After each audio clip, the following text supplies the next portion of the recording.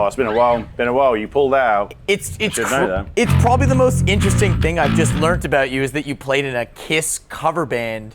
Tribute band. There's Kiss, yes, big diff. There's a big difference. Break it down for us. There's a big difference between a tribute band and a cover band. A tribute band takes it really seriously. If you're dressing up in clothes that are made by custom designers and you're spending 2 hours a night putting on makeup and you're risking your life breathing fire and you're rehearsing 2-3 times a week and you're traveling for 5 to 10 hours to play a show in front of people, tribute is a more appropriate term to call that band, because it's, you know, like you take it real seriously, you know, like even the moves, the dance moves is derogatory, you know what I mean? But when they're on the stage, they often do the, you know. Yeah. You know what I mean? Yeah. They do their homework, and to be part of the club, you got to do your homework, you know. And, Dude, lots of credit to all of them. You nailed it. So let's rephrase that. Kiss tribute band, the role of Gene Simmons. Guys, I am hanging here today in the middle of the ocean with Chris O'Toole from Unearth. Welcome to Defender of the Riff, my dude. Thank you. Happy to be here. I appreciate you doing this. The boat is really rocking. I don't know if the people watching can see it on camera, but we and our cameras and our gear are in a constant state of this while we're filming on the boat. I was thinking about it today. It's not like what helped with my motion sickness was thinking about a waltz. You know. If you waltz it up. Yeah, if you think of it a waltz, like Black Dahlia Murder, you know how a lot of their riffs are a waltzy riff? I don't know. I kept thinking about Black Dahlia Murder. Like all the pirate riffs. Yeah. I went down a rabbit hole when I was in the sauna. Have you been in the sauna yet? No. Dude, the sauna, they have, so it's a Norwegian company or wherever it's from, but they have a Scandinavian vibe. Uh-huh. They have 2 big, massive saunas on the front of the ship, and they're looking out over the ocean. You go in there, you get... That's gorgeous. Can I swear on this thing or not? What? Yeah, you can say whatever the fuck you So want. it gets hot as fuck. You know, throw a bunch of water on there. And tonight, after we played in the atrium, I went straight to the sauna as soon as I could. Watch the sunset in a sauna. And then I had a cold plunge afterwards. But you know what I mean? Like, it doesn't get much sweeter than that. Yeah. That's pretty excellent. I mean, if that could be my post-gig activity after every gig, I'd be pretty excited. Yeah. I appreciate you taking the time. I know it's been a long-ass week. This is my little setup here on the boat. We like to hang and talk about riffs, and I think the cool thing about sitting down with you is that it's organically us learning about each other. We've never hung, we've got a lot of mutual friends, but we've never put in the time to bro down. We've certainly never had instruments together, so it's cool to have you here. And I mean, I don't know a ton about you. I'd love to get to know more about you. I know you're from the UK. I'm an open book. You ask me anything. I know you're living in Texas now. I know you got these sexy Music Man basses. I know you got lots of cool shit going on. So I mean, I just want to get to know you. I want to get to know you as a player, your relation to the instrument, and you know, kind of just start me back at the beginning. Why not? How the fuck do you end up moving to Texas? What's your musical journey? Tell me about it all. Okay, so my parents met each other in amateur dramatics in England. My dad's a huge Gilbert and Sullivan fan, and so I was exposed to a bunch of operetta. My great-grandmother played for symphony orchestra in her local area in Hartford, and so I was always underneath a piano somewhere. And for some reason, at some point when I hit puberty, I got into pop music and was drawn to the songs with the bass lines. And when I moved from one school to another, a friend of mine introduced me with tapes to Pantera, Slayer, Megadeth. Oh, there's a bunch. You know, Sepultura. So I listened to the hell out of them every day religiously with my little Sony Walkman. And I decided to get like 30 of my favorite thrash metal, heavy metal songs together. And I tried to find the tab wherever possible. and then figured out real quick that tab sucks. Most of the tab online is not accurate at all. What a waste of time. It's just sift through a bunch of bullshit right there. Love this point. Yeah. I tell people all the time who are just getting into guitar and want to learn covers, I'm like, bro, start working on your ear now, because you should not, if you trust those tabs, you're learning everything wrong. Yeah. Just start working on your ear, because your ear will not lie to you the way the tabs will. Yeah, so a lot of them were learned by ear, because the ear of other people who posted them on websites was apparently not very accurate. Let's even pull the veil on this. You have a good ear. You called me on my tuning right away. I was like 3 cents out of tune, and you're like, I've got a pretty good ear. That note doesn't sound the same as mine, and you were right, man. You got a great ear. Oh, thanks, man. Yeah, I thought about it a bit. Yeah, so and then after that started. We found a friend of ours who played drums, and we played, Sepultura and Metallica in our garage until the neighbors complained my parents enough to have a quiet word. And then I went to university, and then, tried to put together a serious covers band called the Hustlers. And we didn't get many gigs. No one trusted us. Okay. Weird, right? This is the... I thought it was a good name. It's... We're young. Listen, you can't judge a book by its cover. You can't judge a band by its name. Exactly what I told them. I said, look, we're good. We're really good. Trust us. We're the Hustlers. Trust us. And then when I came back from university, I got the bug real bad, and I joined a band called Savage Messiah from London, a thrash metal band. Cool.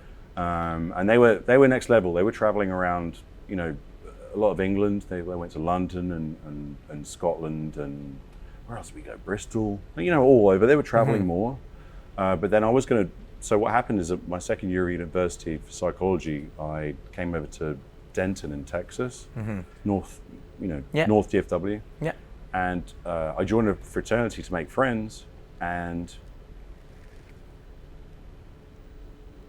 I met a woman, and we hit it off, and we had a marriage that went very well for 9 years, divorced after 10, and so that's why I was in Texas. But when I was in Texas, I joined a band called Turbid North, who moved down from Fairbanks, Alaska, like a progressive death metal band. And the Spider Riff. Yeah, the riff earlier. So we started touring locally and regionally, and then we started doing national tours.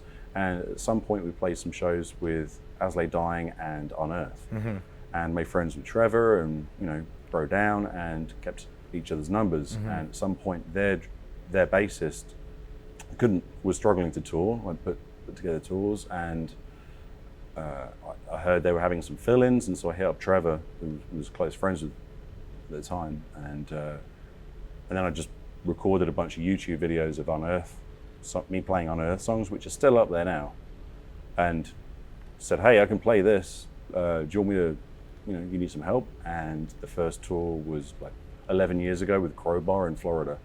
2 weeks after that. That's crazy. They said, hey, come to Florida, come to Tampa or whatever it was, Fort Lauderdale. And we'll see how it goes. Do a two-week run and see how it goes, and been with the band since. Yeah, the interview turned into just having the job, and the audition was your show, and you just had it. It just felt right, and you just never looked back. Was there even a discussion at that point? Was it like, all right, how did that go? How did you feel about it? Or was it just obvious that it just clicked right away? With who? What are you talking with about? With Undearth. Oh, no. So they don't mess around. Like, right. Hey, if you just do your job and bust ass and take it seriously, and it's cool. Yeah. The vibe within Unearth is always real fun and laid back. As long as you do your job and you take it seriously, and you're not, being an idiot, then yeah. It's crazy that we have a no idiot policy, and yet Steve is doing front of house for you guys, right? I don't know how he managed to weasel his way in. He's don't get me started. Yeah, we love him. He's the best. Yeah. I think there's something really interesting that I want to touch on with kind of your musical upbringing. I find there's a big divide between two types of players getting into it in the early days. There's guys who, right out the gate, just want to write their own material. They barely know how the guitar works, but they're sitting there and they're writing their own songs. And then I jam with them now, and they know no cover songs because they didn't do it. And then there's guys like you, which was like kind of my route was I picked all my favorite records, listened to the shit out of them, and learnt all those riffs, and I still retain most of them. But I find it's interesting. There's like the two roads you can go. Do you learn guitar by learning Metallica and Slayer records, or do you learn guitar by writing the worst songs for the first 5 years of your life? Yeah. I honestly, man, like when I was about 14 years old, I noticed that I really liked bass guitar, and I also noticed that no one wanted to play it and take it seriously. People don't take bass guitar seriously, and they should. And I noticed, I think my first show was Ozfest in England. I can't remember where, I think it was Milton Keynes. I was 15 or 16. And I remember seeing the first band, and I remember seeing the bassist and thinking to myself, that guy is not a good bassist because I can play better than that guy. And I just started it. Yeah. And so, that something clicked in my head. I thought, you know what, if I want to get involved in this industry, then maybe bass guitar's a good way to do it. And also, I have big, fat, chubby hands. I played rugby for a long time. I had lots of breaks in them. It's hard to do the delicate stuff, but the more physical stuff, like keeping a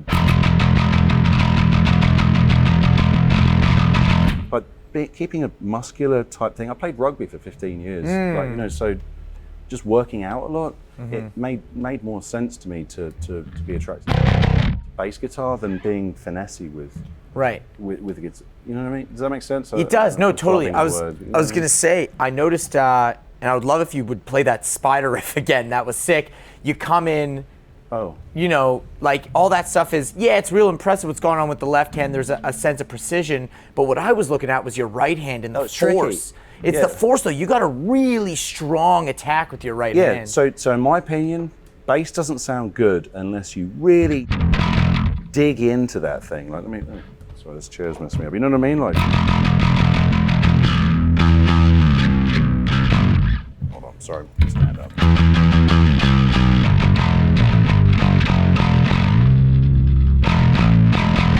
Bassists like Rex Brown, David Ellefson, Justin Chancellor, like dudes who really spank it because a bass guitar, like a note, like you can play a note quietly and softly, right? Does that note sound the same as fucking homeboy? Is it Joey Ramone or Johnny Ramone? Yeah. You know what I mean? Johnny Ramone, yeah. Can't do it.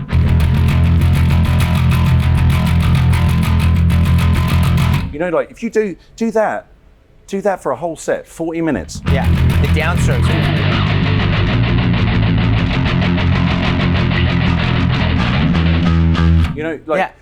That's a real thing. I don't know if you heard this story that when Joey Ramone, I think as a guitarist, he went to some kind of award ceremony, and homeboy from Green Day, the singer or the guitarist, what's his name? Billy Joe. Yeah. He was there, and he was doing Up Down.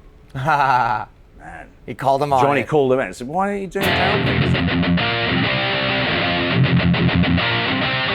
Dan Lilker. Yeah, Danny Nuclear Assault, baby. The way he attacks, and it's like a snare drum. If you hit a snare like this, or you spank it like you're trying to kill the thing, it sounds it's like a different instrument. I heard Tom Hunting say yesterday, you got to hit the snare like it owes you money. Yeah, there you go. It's awesome, right? Yeah. And then after that he says, and I always make sure I get paid. It's awesome, dude. It's fucking rad. Good man.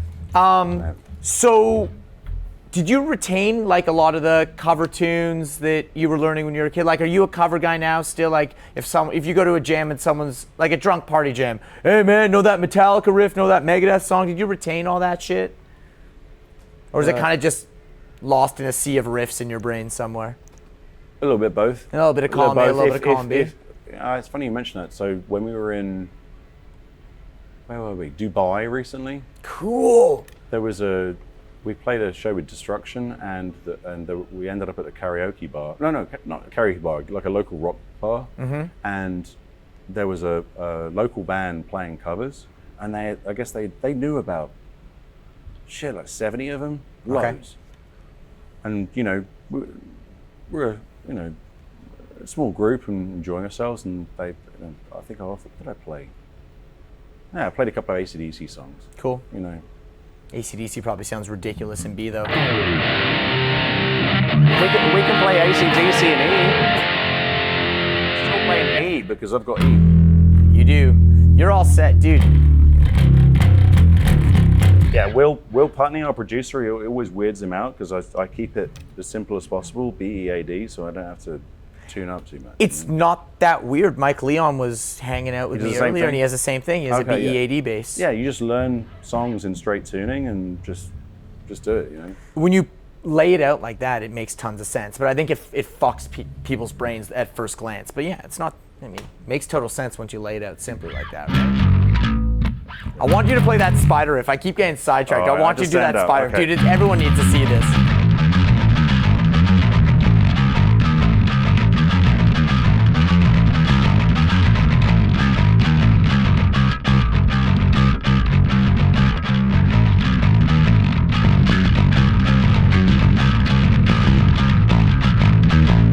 And then it goes into a really sick doom riff, but I'm not in the right tuning. So we'll save that for another day. You feel that rock? The boat was a rock in there. Yeah, see that riff was so heavy you had the boat fucking leaning this way, dude.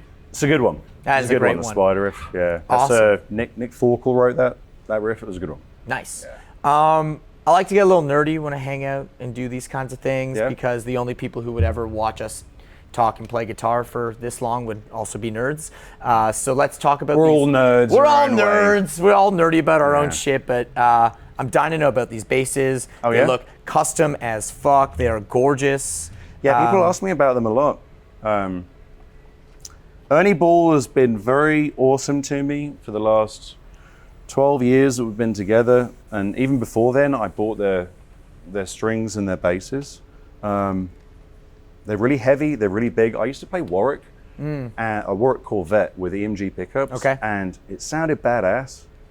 But the problem is that I'm 6'2" and I'm 190 pounds, 200 pounds, and I wasn't used to having pictures taken of me. And I noticed the Warwick Corvette has a really small body, and the top part. What is this called? Do you know what this is called? The cutaway. It's a double cutaway, right? The top cutaway looks like a giant cock. So I was like, you know what? This is a bit weird. So started looking at a few pictures, and Defender's awesome, but Music Man's even better, I think, for a big dude. They're heavy. You stand up. You know, there's none of this. No. They stay there. You know, so I'm not pushing up on the neck at all. I'm standing here, you know, and I can do the, you know, whatever I'm doing on the right hand, like digging in, and I'm not have to worry about jogging it. It's solitary. Yeah. And then also the gloss neck. Neck is friggin' gorgeous, dude. So it's roasted maple. This is actually tiger flame maple. Wow. Yeah, they did a really good job, and then they glossed it as well. I find when I'm jumping around acting like an idiot or throwing beer over my head, my hands get wet, and so moving up and down and is nicer if it's gloss and it's easy to clean off. Of course, yeah. And then the white pearl inlays, because sometimes you play dark places and you need to see. So, you know, like this. Oh, which note am I hitting? Oh, boom. I'm rocking. Right there. Boom, boom. Rocking the glow in the dark. You do the same thing. Yeah. You know, I heard the tip from Sammy from Goat Whore. Yeah. He puts nail polish. Yeah. You hear about that one too? Yeah, I've seen it. Yeah. Yeah. But he's all black. That makes sense. I have one of those guitars too. I have his custom from ESP, the SD2. Oh, you do? Yeah, it's fucking awesome. Great and dude. I've like hung out with him, and I'm like, hey, we have the same guitar, but mine doesn't have fucking nail polish all over it. It's good. Yeah, It makes it's effective. Sense. It makes sense. Yeah, but I don't like the if it's not smooth, it bums me out. Like, of course, the spider riff. You know, like you need an ice rink there. You know? Yeah, you slip and slide, baby. Yeah. Hell yeah. Yeah. So, and what's the difference between the two basses you have here? So they're essentially the same bass. This one has pearl what do they call it? Pearloid? Pearloid, yeah. That's got pearl inlays, and this has got straight white. Just straight white. Just to try and jet up a little bit. Yeah. You know. And this one is, yeah, they're both, I think, Tiger Flame or whatever it is. Other than that, they're the same. But this one is in A sharp, and this one is in straight B. And then for some of the songs, I drop down to drop A in this one.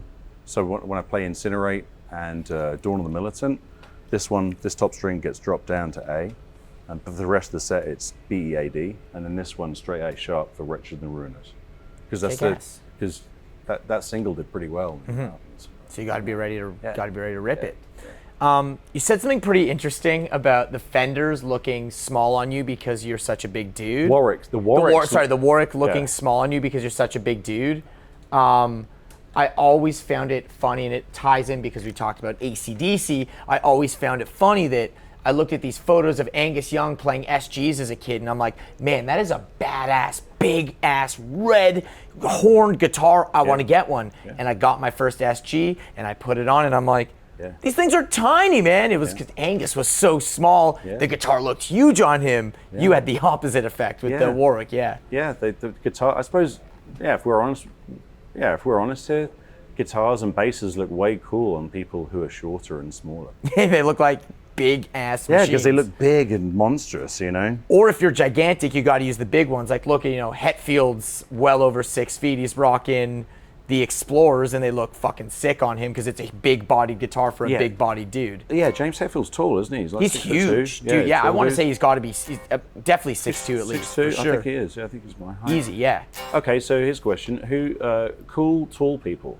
In who's the most famous, tallest heavy metal guitarist or bassist? Who's the tallest? Who's gigantic? I mean, we mentioned Danny Lilker. He's fucking huge, He's too. Tall. He's really huge. tall, right? Yeah, really tall. That guitarist from Slipknot? Mick Thompson. Yeah. He's really tall. He's big. Yeah, he's a big guy. Hulk Hogan? He's up there. Hulk Hogan's definitely up there. He's no small trifle for breakfast. He's going to give you some problems. Hulkamania, baby. What does he play? I bet he's not playing a Warwick. He's playing a Fender or a Music Man. No, he's playing a BC Rich Warlock or something. Oh, was it a BC yeah, Rich? Yeah, sure, you're right. Yeah, BC Rich. They're pretty big, aren't they? Yeah. I'm trying to think. Who else is gigantic? Yeah, come on. Peter Steele was huge. Oh, perfect. Yeah, Peter Steele. Big guy. Yeah, let's talk about Peter Steele. Big guy. Let's just change the direction of this interview. He wouldn't have minded the top cutaway looking like a cock. That's the thing. He would have been right into it. Oh, he loved it. He'd have painted it pink. He would have painted it. That's fucking rad. Did you see those videos of him on Jerry Springer? Yeah. Oh, yeah. That's so fucking funny. Yeah. Yeah. It's awesome. That band is awesome. I thought you were going to ask me if I saw something else he did. The answer is unfortunately yes. Yeah, but I mean... No, the Jerry Springer shit's hilarious, though. I guess that was kind of the day I realized that Jerry Springer might be fake. I think was when I saw that Peter Steele was like an actor on it. I was like, oh, man. Oh, yeah. All those reality TV shows are not real at all. What was that? There's but that's like telling a kid that Santa Claus isn't real. I grew up watching Jerry Springer, like trash TV like that. It was awesome.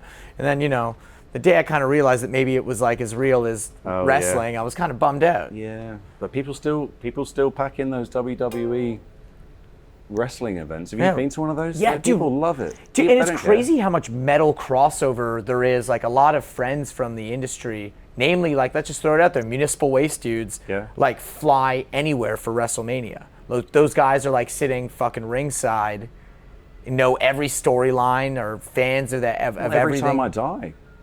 Another big wrestling band. Yeah, well, the guitarist, he's a wrestler. But, I mean, there's a lot of that too. There's like musicians who are like having like side wrestling careers now. Look, so are you talking about coming up with a tag team like partnership here, or? You know what? Sometimes these things start. I mean, we're brainstorming. We're throwing things up on the wall. Sometimes it sticks. Sometimes it sticks. Down. Dude, honestly, sometimes I come out of these interviews meeting someone for the first time, and it's like, dude, we should totally start a band together. I think you and I are destined to start a tag team together. Well, at least a Def Leppard tribute band. Okay,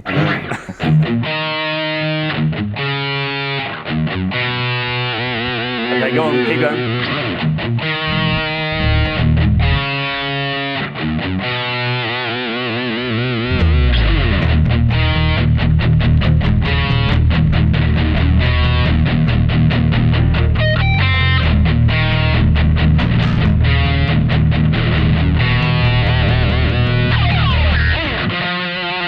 want to bring up something. Bassists who overplay. Okay. Cut it out. Cut it out. Who can we throw under the bus? No, we're not throwing anyone on the bus because no. Yeah, sure. No, I shouldn't. It's your if show. you're not You can do whatever you want. If you're not doing it, I'm not doing it. I don't make the rules. I'm 'Cause we just don't- saying, like, sometimes a riff, like Cliff Williams, you know, is what's needed. Mm-hmm. Or like Rex Brown. Rex Brown is a master at this. He doesn't overplay, Mm-hmm. but what he does play and the fills he does, man, you know. And he knows when to match the intensity of like a run to like match with Dime on a run or to do like a cool fill. Like he knows when to not, I won't call it overplay. He knows when to flex. He knows when to show that he can do it, but he also knows when to fucking ride that E. Yeah, the rhythm section, Yeah. you know, respect the riff. 100%. You know, like respect the riff, and I love shreddy stuff. Don't get me wrong, Billy Sheehan is a master. You know, Jarko. Mr. Big himself. Yeah, Jarko. You know, Primus. Like all those phenoms. I get it. You know, Victor Wooten, but keeping it down, holding it down, and letting the riff breathe. Having some air gives some dynamics between each riff when it transitions throughout the song. You know, if you're putting a fill and showing off how badass you can move your fingers around the fretboard, cool, but is that what's best for the band? Is that what's best for what's being produced over the speakers to people? You know, like, come on, like, you know, put your ego aside and do what's best for. Agreed. You know, that's the way that's my approach to playing bass guitar. Like sometimes you get to do some shreddy stuff, but most of it's just, hey, you know what, do your job, hit the fuck out the strings so the tone is badass. Yeah. Play in rhythm, play in time, adjust the tempo with your drummer, and make sure that everyone is doing this. That's your job. Or this. Toe tapper. You know? All you need is a drum with AC/DC, like, boom, bah, bah, bah, bah, and a bass guitar riff doing this.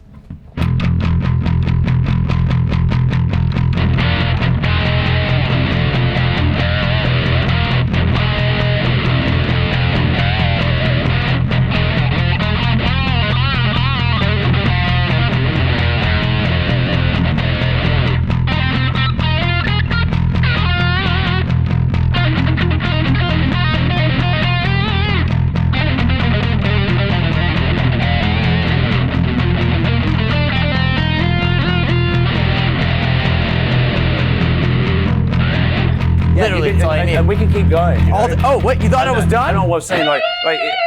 Look, you didn't. And then the singer talks, and everyone has a little, you know, like that. Okay, take it back. We're doing a That's tag team and we're doing an AC/DC style rock and roll band with just simple bass lines, dad licks, and we're rocking. It's a blend. Honestly, like David Ellefson is the biggest influence in my bass playing. Do you know any That's Elfson licks? true. Man, on YouTube I got Holy Wars covers. That's how I used to audition for bands. I recorded Metallica Battery, Megadeth Holy Wars, Pantera, Cowboys from Hell. What was another one? What about Holy Wars? It's fucking sick. No one ever knows how to do that. It's been a while. Let's go. Oh, you're gonna play you? It's gonna be weird. It should be an E, right? Yeah. That's harder to play with the B string. Yeah, but yeah, if yeah. you played an E.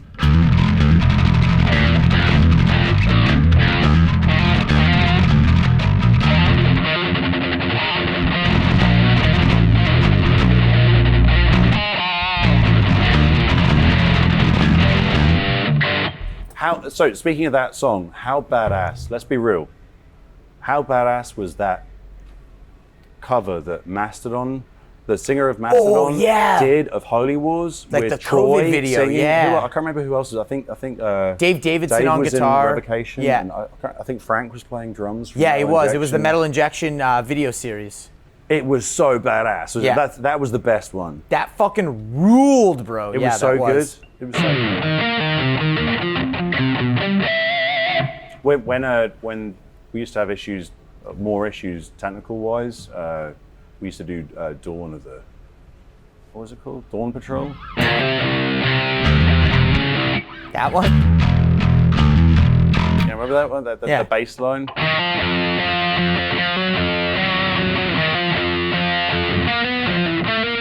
Something like that. So, yeah, it's like that.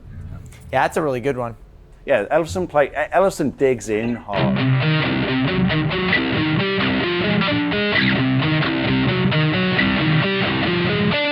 Five Magics. That's a great bass line he does. And he's, yeah, yeah, he's digging in hard, you know?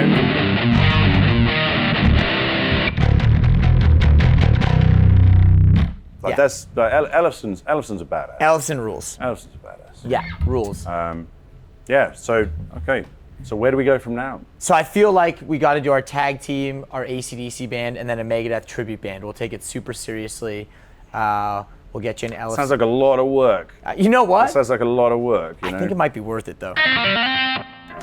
All right, we'll see. We'll see. We'll take it step by step. Yeah, baby steps. How about we start by hitting the buffet first, because I could fucking use a bite, and we are on a boat that has a 24-hour buffet. We are. We are. The chicken enchiladas earlier were sublime, with some sour cream, guacamole, salsa. Ooh.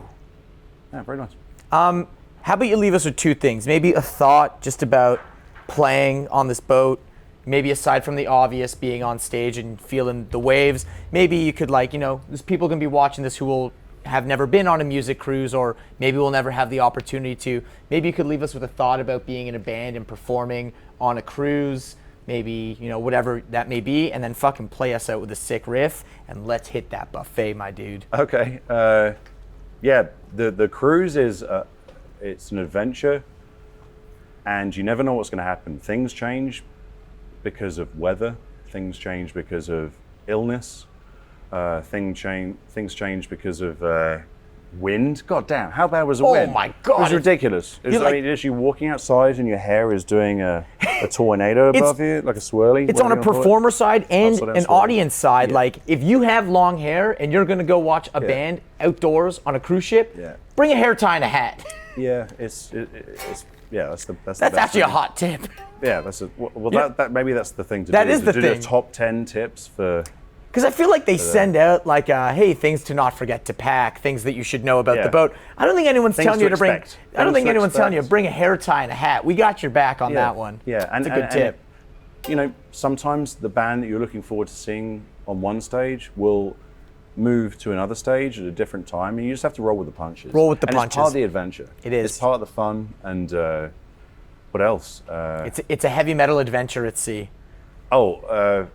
Yeah, enjoy the pool and the hot tub, and they have a beautiful spa and a sauna. When you can, watch the sunset from the sauna. Yeah, that's the move. Sunset from the sauna, and you can bring beer in the sauna. If you Fuck want. yeah! I wasn't gonna ask if I could. I was just gonna do it. Yeah, as long as it's not glass. No glass. Yes.